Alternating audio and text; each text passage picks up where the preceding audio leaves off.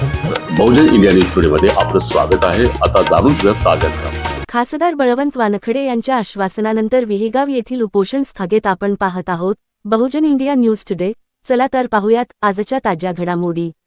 विहिगाव फाटा ते विहिगाव मुख्य रस्ता अत्यंत खराब अवस्थेत असून रस्त्यावर मोठमोठे खड्डे पडल्यामुळे नागरिकांना प्रचंड त्रास सहन करावा लागत आहे। खड्ड्यात रस्ता की रस्त्यात खड्डे अशी परिस्थिती निर्माण झाली असून विशेषतः पावसाळ्यात या मार्गावरून प्रवास करणे धोकादायक बनले आहे।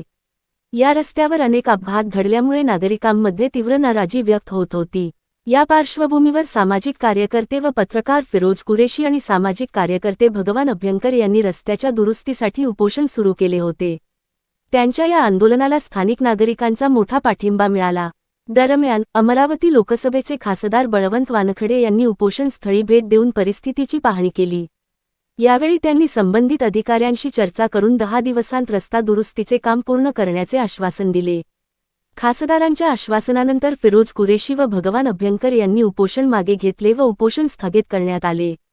यावेळी सार्वजनिक बांधकाम विभागाचे उपविभागीय अभियंता नरेश अघम, अभियंता गुऱ्हाळ, काँग्रेसचे तालुकाध्यक्ष प्रमोद दाळू, रामेश्वर अभ्यंकर, शहर अध्यक्ष प्रदीप देशमुख, प्रेमकुमार बोके तसेच अखिल भारतीय ग्रामीण पत्रकार संघाचे जिल्हाध्यक्ष सुधाकर टिपरे, तालुका अध्यक्ष कुशल चौधरी, अब्दुल रहेमान, मंगेश इंगळे, मुरसलीम खान, माजी पंचायत समिती सदस्य श्रीकांत पोटदुखे, उपसरपंच भैयासाहेब अभ्यंकर, बाबाराव अभ्यंकर, संतोष गावंडे, सामाजिक कार्यकर्ते अनिल खलुकार, राजिक सौदागर यांच्यासह गावातील अनेक नागरिक मोठ्या संख्येने उपस्थित होते। नागरिकांनी लवकरात लवकर रस्त्याचे काम पूर्ण व्हावे अशी अपेक्षा व्यक्त केली असून प्रशासनाच्या आश्वासनाची अंमलबजावणी होते का याकडे सर्वांचे लक्ष लागले आहे। बहुजन इंडिया न्यूज टुडे साठी अंजनगाव सुरजीवरून अमरावती जिल्हा प्रतिनिधी मनोज मेळे।